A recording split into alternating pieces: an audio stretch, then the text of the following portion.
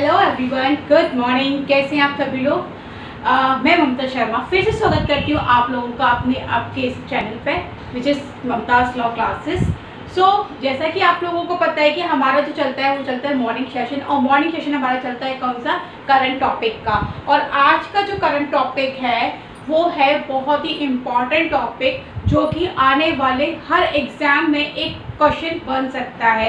हर exam में जो लोग आज तैयारी कर रहे हैं जुडिशरी की, जो आज तैयारी कर रहे हैं आईएएस की, जो आज पीसीएस की, हर स्टेट के पीसीएस की जो तैयारी कर रहे हैं, उन लोगों को सभी को मैं बता दूं जो आज का टॉपिक है। जो लोग इस समय प्रिपरेशन कर रहे हैं अपने किसी भी प्री एग्ज़ाम्स की, मेंस एग्ज़ाम की या फिर इंटरव्यू की, तीनों ही एग्ज़ाम पॉइंट ऑफ व्यू से ये जो आज का टॉपिक है बहुत ही इम्पॉर्टेंट है। आने वाले हर एग्ज़ाम में ये 110% मैं आपको कह सकती हूँ कि ये पूछा ही जाएगा। तो ये टॉपिक एक्चुअल में है क्या, ये टॉपिक आज का क्या है, मैं आपको बताती हूँ, डिस्कस करती हूँ आप लोगों के साथ आज का मैं अपना टॉपिक। और आज का जो मेरा टॉपिक है वो है sedition law challenge in supreme court of India.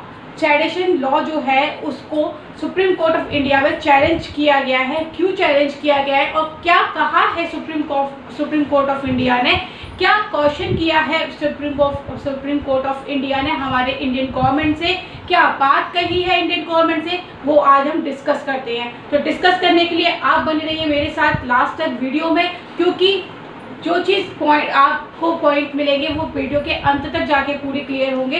तो आप बने रहिए। और जो लोग वीडियोस को देख रहे हैं उनसे मेरी पहले एक रिक्वेस्ट है, प्लीज़ आप वीडियो को देखने के साथ साथ, क्योंकि जो आज का टॉपिक है इसी तरीके से मैं पिछले टॉपिक भी आप लोगों को कवर करा चुकी हूँ, तो वो टॉपिक आप प्लीज़ अपने साथियों के साथ, जो लोग आपके साथ पढ़ने वाले हैं उनके साथ शेयर करिए। तो पहले आप जो लोग वीडियोस देख रहे हैं उनको मेरा निवेदन है कि आप लोग शेयर करिए, सब्सक्राइब करिए चैनल को और कंटिन्यू बने रहिए मेरे साथ। तो चलिए स्टार्ट करते हैं आज का topic, sedition law challenge in supreme court of India. पहले मैं आप लोगों को बता दूं कि सेडिशन लॉ है क्या है ये राजद्रोह। ये वो लॉ है जो हमें दिया गया था सन 1862 में।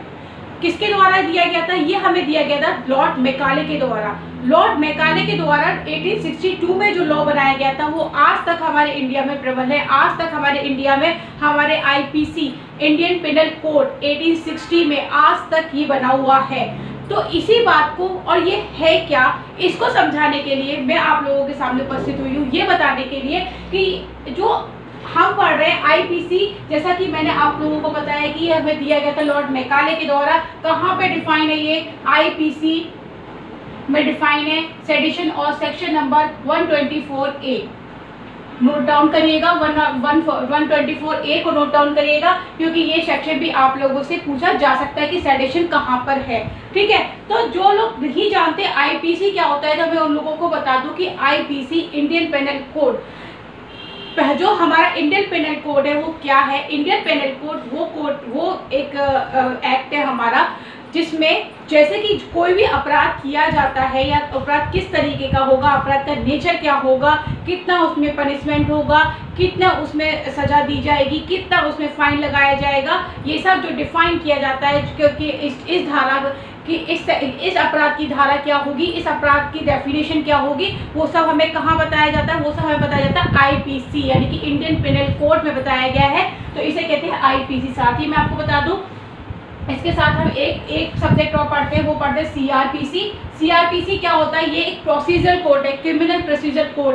प्रोसीजर कोड मतलब प्रोसीजर क्या होगा कि जो डिफाइन किया गया है, जो बताया गया है कि ये सेक्शन लग रहा है, ये अपराध किया गया है, ये जो अपराध है इसका नेचर ये है, वो जो अपराध का नेचर जो डिफाइन किया गया वो हमारे आईपीसी में किया गया। लेकिन इस अपराध के लिए प्रोसीजर कैसे चलेगा, आपको सजा कैसे दी जाएगी, इस प्रोसीजर में आपको ये कैसे बताया जाएगा कि कितनी सजा कितनी दी जा रही है, कैसे दी जा रही है, वो प्रोसीजर, ट्रायल कैसे होना है, समन कैसे होने हैं, वारंट कैसे होने हैं और पनिशमेंट कैसे दिया जाना है, वो सब कहाँ डिफाइन किया गया? वो डिफाइन किया जाता है सीआरपीसी में। ठीक है, तो ये आईपीसी और सीआरपीसी को जब तक आप समझोगे नहीं, जब तक आप इस टॉपिक को नहीं समझोगे, तो आप लोगों ने समझ लिया आईपीसी क्या होता है, सीआरपीसी क्या है।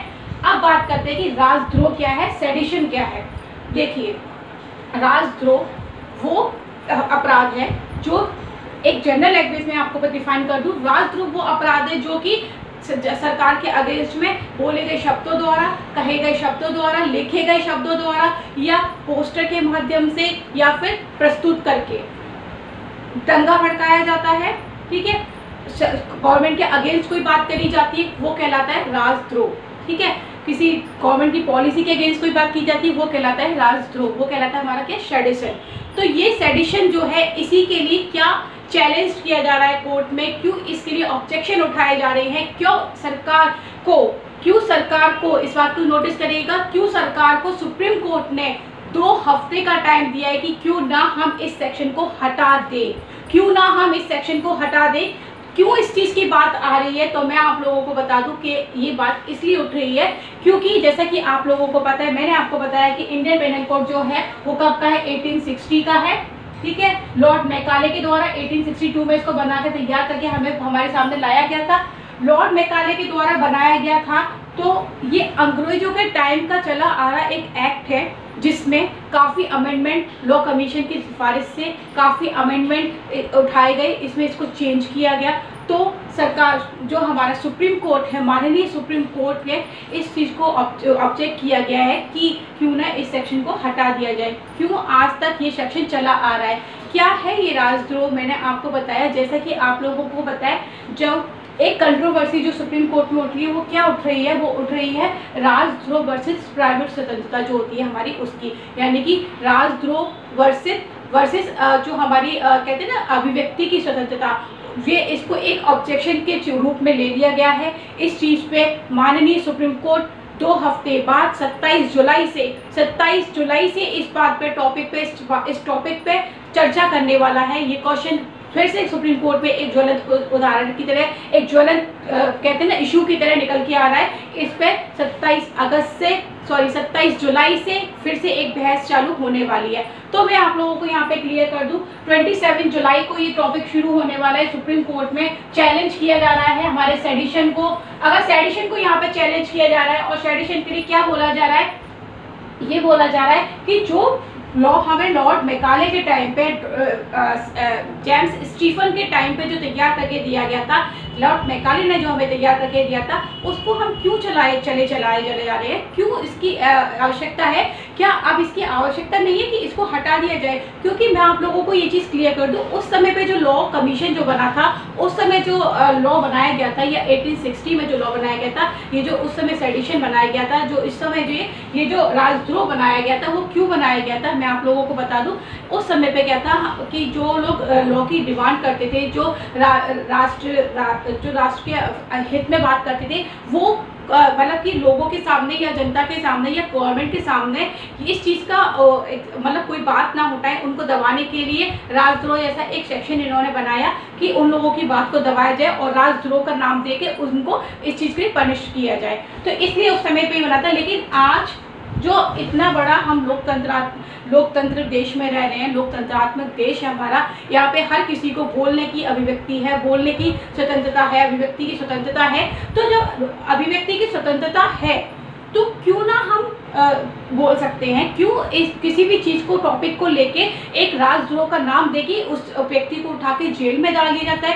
क्यों ऐसा हो रहा है यहाँ इस समय पे कि जब व्यक्ति अगर किसी सरकार के अगेंस्ट में, सरकार के लिए कुछ भी बोलता है, तो उसे एक्ट लगा के सेक्शन 124 के तहत उसे उठा के जेल में डाल दिया जाता है। मैं आप लोगों को एक बहुत अच्छा इसका आंकड़ा लेके आई हूँ। मैं आपको आंकड़े के अकॉर्डिंग बता दूँ कि अभी तक हमें आपको एक जो आंकड़ा बता रही हूँ उसके अकॉर्डिंग मैं आप लोगों को बता दूँ। मैं आप लोगों के लिए आंकड़ा लेके आई हूँ कि जब जो मोदी सरकार थी और मनमोहन सरकार थी, उस समय पे, ये पहले मैं आप लोगों को एक चीज़ और बता दूं कि ये जो बात उठ रही है, तो वो क्यों उठ रही है। जो में 2 पत्रकार थे, दो पत्रकार हैं जिनका नाम है, एक है कन्हैया जो जो लगभग 51 या 50 वर्ष की उम्र के हैं, कन्हैया पत्रकार, और एक है जो दूसरे पत्रकार का नाम है वामखेमा, 41 वर्ष के वामखेमा, 53 वर्ष के कन्हैया। इन लोगों को सेडिशन के अकॉर्डिंग मतलब कि जेल में डाला गया था। इनको सेडिशन का चार्ज लगा के इनके ऊपर राजद्रोह का चार्ज लगा के इनको जेल में डाला गया था। तो इन लोगों के द्वारा ये बात उठ रही है कि क्यों नहीं जो सेडिशन के अकॉर्डिंग हमारे ऊपर ये चार्ज लगाया गया है, ये जो लोगों के अकॉर्डिंग अगेंस्ट में इनको जेल भेजा गया, तो यहाँ पे इन लोगों ने माननीय सुप्रीम कोर्ट के सामने ये बात उठाई है कि क्यों एक बार जो सेक्शन 124A है इस पे क्यों ना एक बार इसकी जांच कर ली जाए, क्यों ना इसको एक बार देख लिया जाए कि क्या ये एक्ट सही है, क्या ये सेक्शन सही है। अगर है तो बात की जाए, अगर नहीं है तो बात की जाए। इसीलिए सुप्रीम कोर्ट ने, अच्छा मैं आप लोगों को बता दूं कि सुप्रीम कोर्ट सिर्फ इसी केस की वजह से एक्टिव नहीं हुआ है। सुप्रीम कोर्ट ने, मैं आप लोगों को बताऊं 1962 में केदारनाथ वर्सेस बिहार केस में, वहाँ पे भी राजद्रोह की बात उठी थी। उस केस में भी इस चीज़ के लिए क्वेश्चन अराइज किया था कि जब राजद्रोह सरकार की पॉलिसी के अगेंस्ट बोलने वाले को या सरकार की जो भी बात होती है उसके अगेंस्ट, जैसे दंगा भड़काना, विद्रोह करना, अगर कोई बात आती है तो उसे उस व्यक्ति पर सेडिशन का चार्ज लगा दिया जाता है। अगर उस व्यक्ति पर सेडिशन का चार्ज लगा के उसे जेल में डाल दिया जाता है तो अब आप ये बताइए कि सेडिशन का आज आपने चार्ज लगा दिए, कल को वो व्यक्ति किसी अच्छे पद पे या किसी उस पर पहुंचता है तो वहां पे जाके अगर उसको फिर इंटरप्रेटेट कौन करेगा, कौन इसका इंटरप्रेटेट करेगा, कौन इसको बताएगा कि ये सेडिशन के अंदर है या नहीं है। ठीक है, जैसे कि आप लोगों को पता ही होगा कि जैसे मान लीजिए कोई व्यक्ति एक अच्छी पोस्ट पे पहुंचता है, जैसे कि अभी मैं आपको बताऊं मनसुख जी का जो मामला है उसमें भी यही बात उठी थी। मनसुख जी के मामले में ये बात उठी थी जब वहाँ पे ये चीज़ पूछी गई कि जैसे कोई व्यक्ति अच्छी पोस्ट पे पहुंच गया और पहुंचने के बाद उसके जैसे कुछ लोग होते हैं ना कि टॉपिक कलेक्ट करते रहते हैं, किस तरीके के टॉपिक कलेक्ट करते रहते हैं कि उनकी जो बुराइयां होती हैं, उनकी जो खामियां होती हैं उसे निकालते रहते हैं और निकाल के वो उस पिटारे को इकट्ठा करके रखते हैं कि जब टाइम आएगा तो हम उसे बताएंगे। ठीक है, तो यही हुआ था मनसुख जी के मामले में, आई थिंक ये हुआ था मनसुख जी के मामले में जब वो उस पर पहुंचे। हाँ, मनसुख मांडव जी का ही मामला। हाँ, मनसुख मांडव जी के मामले में ही जब ये लोग पहुंचे, कहाँ पर पहुंचे, जब ये हमारे जो स्वास्थ्य वो बनाए गए, मंत्री बनाए गए, तो इनसे पूछे तो इनके अगेंस्ट में ट्विटर पे बहुत ही ज़्यादा टॉपिक चला। वो टॉपिक क्या चला था, एक बार इन्होंने अपने ही किसी भाषण में या किसी में अंग्रेजी की कुछ मिस्टेक में कुछ लिख दिया था या अंग्रेजी की कुछ मिस्टेक्स थी, इंग्लिश ग्रामर्स की कुछ मिस्टेक्स थी, उसके ऊपर इनके जो विरोधी थे उन्होंने बहुत कुछ लिखा। तो उन्होंने जो बहुत कुछ लिखा, अब लोग जैसे इकट्ठा करके रख रहे हैं और बम कहते हैं ना, टाइम आने पर बम फोड़ेंगे, वो फोड़ देते हैं। तो इस चीज़ के लिए कौन इसको इंटरप्रेटेट करेगा, कौन ही बताएगा कि ये चीज़ सेडिशन के अंदर आएगी या ये चीज़ सेडिशन के अंदर आएगी। ठीक है, इसी तरीके से जैसे कि मैं आप लोगों को बता रही थी कि आंकड़े क्या कहते हैं। आंकड़े कहते हैं, देखिए मनमोहन सरकार की जब हम बात करें, मनमोहन सरकार में मैंने जो आंकड़े अभी तक निकाल के लाई हूँ उसके अकॉर्डिंग है कि जब 2010 से लेकर 2014 तक का जो सरकार का पीरियड चला, मनमोहन जी सरकार का जो पीरियड चला, उसमें लगभग 4000 यानी कि 3762 लगभग 4000 लोगों को जेल में डाला गया। कहाँ डाला गया? जेल में डाला गया। और जो मोदी जी की सरकार है, मोदी जी की सरकार में क्या हुआ, मोदी जी की सरकार में 7136 यानी कि 71,000 यानी कि मान लीजिए 71,500 लोगों को कहाँ डाला गया? जेल में डाला गया। अब इन लोगों को जेल में तो डाल दिया गया, लेकिन अभी तक इन लोगों में से मुश्किल जो होगा वो कम से कम, जो मैं आपको बता दूं, 20 या 25 लोग होंगे जिनके खिलाफ चार्जशीट दाखिल की गई। ठीक है, जिनके खिलाफ चार्जशीट दाखिल की गई, जिनके खिलाफ केस चला। लेकिन मैं आपको बताऊं अभी तक का जो रिकॉर्ड होगा वो 3 से 4 व्यक्ति ऐसे होंगे जिनको सेडिशन के केस में सजा दी गई होगी, जो दोषित हुए होंगे। ठीक है, इसी तरीके से औसत अगर आप निकालो तो 62% इनका निकल रहा है और लगभग 79.8% लगभग इनका निकल रहा है। तो देखिए इस सरकार में इतना फासला आया कि इनके अगेंस्ट अगर लोगों ने बोलना शुरू किया तो इन्होंने इतने लोगों को उठाकर सेडिशन के चार्ज में अंदर कर दिया। इनके अगेंस्ट उठा तो इन्होंने तो और भी ऊपर 79.8% लोगों को औसतन गिरफ्तार करवाया और उनको जेल में डाल दिया गया। अभी तक लोग जेल में हैं और जेल में होने के बाद आज तक उन लोगों का कभी भी प्रूफ नहीं हो पाया है कि क्या वो दोषी है या नहीं है। सेडिशन का बहुत से लोग, तो मैं बताऊं आप लोगों को, ऐसे होंगे जिनके ऊपर सेडिशन का चार्ज लगा होगा लेकिन अभी तक उनके अगेंस्ट प्रूफ ही नहीं मिला होगा। ठीक है, तो ये है हमारे यहाँ पे सेडिशन का। एक और मैं आपको आंकड़ा बता देती हूँ। मोदी सरकार में 559 लोगों को गिरफ्तार किया गया। कितने? लगभग 559 लोगों को अरेस्ट किया गया, जिसमें से 10 लोगों को क्या हुआ? दोषी पाया गया और लगभग कितने लोगों को दोषी पाया गया? 10 लोगों को, यानी कि और 2019 का मैं आंकड़ा आपको बताऊं, 2019 का जो आंकड़ा है उसमें है 93 लोगों के ऊपर केस दर्ज हुआ, ठीक है, केस दर्ज हुआ, और 93 लोगों के ऊपर केस दर्ज हुआ, 76 लोगों के ऊपर चार्जशीट बनी, और सिर्फ 2 लोगों को यहाँ पे दोषी करार दिया गया। कितने लोगों को दोषी करार दिया गया? यहाँ पे 2 लोगों को यहाँ पे दोषी करार दिया गया। अब आप इस आंकड़ों से निकाल सकते हैं कि इतना बड़ा एक्ट, इतनी बड़ी सरकार के अगेंस्ट लोगों को अरेस्ट किया जा रहा है, मैक्सिमम नंबर ऑफ लोगों को यहाँ पे अरेस्ट किया जा रहा है, उनके कुछ कम लोगों को उनके ऊपर चार्जशीट बनाई जा रही है, उनके ऊपर ट्रायल चल रहा है, और माइनर यानी कि आप कहोगे ना सिर्फ पॉइंट में ये जो निकल के आ रहा है ना, वो पॉइंट्स में लगभग अगर आप यहाँ पे निकालोगे तो लगभग 0.5 का निकल के आ रहा है, जिसमें लोगों को दोषी ठहराया जा रहा है। तो यहीं पे ये बात उठ रही है कि क्यों ना इस सेक्शन को चेंज किया जाए, क्यों ना इस बात पे बात की जाए कि जो लोग दोषी करार कहे जाते हैं, एक्चुअल में उनकी इंक्वायरी की जाए, एक्शन में निकाला जाए, और जो सरकार के अगेंस्ट, भाई सरकार की अगर कोई पॉलिसी है, आजकल देश में चल क्या रहा है, सरकार की जो पॉलिसी है वो क्या पॉलिसीज चल रही है, सरकार की जो पॉलिसीज चल रही है ना, वो सिर्फ पॉलिसीज ये चल रही है। अगर देखिए सरकार की किसी पॉलिसीज, आप मान लीजिए, आप एग्जाम्पल ले लीजिए, जैसे सरकार ने एक फॉरेन कंट्रीज के साथ, किसी के साथ कोई भी व्यापार किया, कोई भी कुछ किया, तो अगर कोई व्यक्ति ये बोलता है कि ये पॉलिसी अच्छी नहीं है, सरकार तो अच्छी है लेकिन ये पॉलिसी अच्छी नहीं है, तो ये राजद्रोह नहीं है। अगर कोई व्यक्ति आके बोलता है कि ये पॉलिसी अच्छी नहीं है और यहाँ पे उसने आगे नहीं लगाया कि सरकार अच्छी नहीं है, तो ये क्या कहलाएगा उसका? ये कहलाएगा उसका क्या? राजद्रोह। अब इसी में उस व्यक्ति की क्या, उस व्यक्ति को अरेस्ट कर लिया जाएगा, उसके ऊपर सेडिशन का चार्ज लगाया जाएगा, ठीक है। क्या ये सही है? क्या ये बात सही है? क्या लोगों को बोलने का क्या राइट नहीं है? क्या लोग बोलेंगे नहीं? अगर कोई पॉलिसीज किसी को पसंद नहीं आ रही है तो वो उसके अगेंस्ट में बोल सकता है।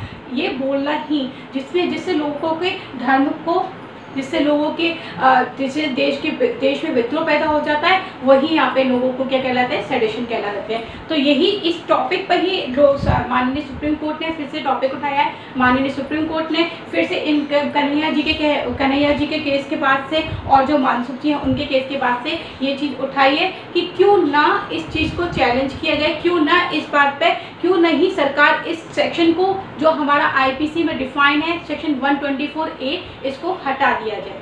चलिए मैं आपको एक एग्जांपल और बताती हूँ। हमारे देश में लॉ जानने वाले कितने हैं? लॉ जानने वालों का मैं आप लोगों को बता दूं, आपने पढ़ा हुआ IT का सेक्शन 66, IT का सेक्शन 66A की बात मैं आप लोगों से कर रही हूँ। IT का सेक्शन 66A क्या बात करता है? वो बात करता है कि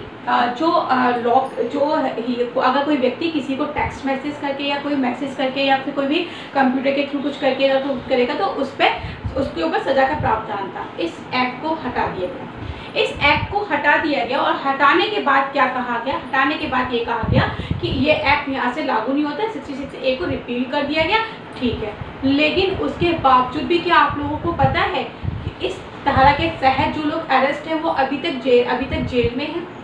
क्या आप लोगों को पता है कि बहुत से पुलिस वाले बहुत से राज्यों में इस धारा के तहत अभी भी लोगों से पैसे की वसूली करते हैं, अभी भी इस धारा को लगाने के बाद उनको अरेस्ट कर लेते हैं और उसके ऊपर कोई भी एक्शन नहीं लिया जाता। ये मैं आपको जो मेरे आंकड़े हैं, जो मैंने पढ़ा है, उसके अकॉर्डिंग मैं आप लोगों को बता रही हूँ कि अभी भी इसके अगेंस्ट, यानी कि वो सेक्शन रिपील हो चुका है लेकिन उसके अकॉर्डिंग अभी भी पनिशमेंट जारी है, अभी भी लोगों को उकसाया जा रहा है, मतलब प्रताड़ित किया जा रहा है। तो ये है हमारे इंडिया में लॉ की जानकारी। तो इसीलिए सुप्रीम कोर्ट में, इसीलिए जो हमारे आज के नए पत्रकार हैं, जो हमारे पत्रकार भाई हैं, उन लोगों ने ये मांग उठाई है कि क्यों ना इस सेक्शन को एक बार इसकी असलियत को जांचा जाए, क्या ये सही है, क्या ये गलत है। तो इसीलिए माननीय सुप्रीम कोर्ट ने ये डिसाइड किया है कि ये ऑर्डर पास किया है, ये एक क्वेश्चन एनालाइज किया है हमारे इंडियन गवर्नमेंट से। आप इस पर चर्चा कीजिए, 2 हफ्ते का समय हम आपको देते हैं। इस 2 हफ्ते के अंदर आप हमें ये बताइए क्या ये सेक्शन सही है, इस पे क्यों ना इसको हटा दिया जाए और इस पर चर्चा करेगी। सुप्रीम कोर्ट इस पे बैठेगा, इसमें जो मेंबर ऑफ जजेस की जो बेंच वो बनाई जा रही है, इस पे डिस्कशन चालू है और इस पे ये डिस्कस किया जा रहा है कि क्यों ना इस सेक्शन को हटाया जाए और क्या इसकी असलियत है, क्या इसमें हटाया जाना चाहिए। तो ये था मेरा आज का टॉपिक। आई होप आप लोगों को समझ में आया होगा, आप लोगों को सेडिशन समझ में आया होगा, आप लोगों को आर्टिकल 124A समझ में आया होगा। 4 शब्दों का खेल है, 4 शब्दों के अगेंस्ट में ही हम लोग जो हमारे देश में जो विद्रोह पैदा करते हैं उन लोगों के अगेंस्ट चार्ज लगाया जाता है। ठीक है, तो ख़त्म करती हूँ मैं आज का टॉपिक। एक मैं आपको क्लियर कर दूँ कि इस सेक्शन में आपको जो पनिशमेंट दिया जाता है वो पनिशमेंट दिया जाता है 3 साल, कम से कम 3 साल और अधिक से अधिक उम्र कैद। ठीक है, आजीवन कारावास, ये इसमें सजा का प्रावधान है। इस पर चर्चा होनी है। तो ख़त्म करती हूँ मैं अपना टॉपिक। होपफुली आप लोगों को समझ में आया हो। अगर कोई भी डिस्कस करना हो आप लोग मेरे साथ कर सकते हैं। Thank you so much.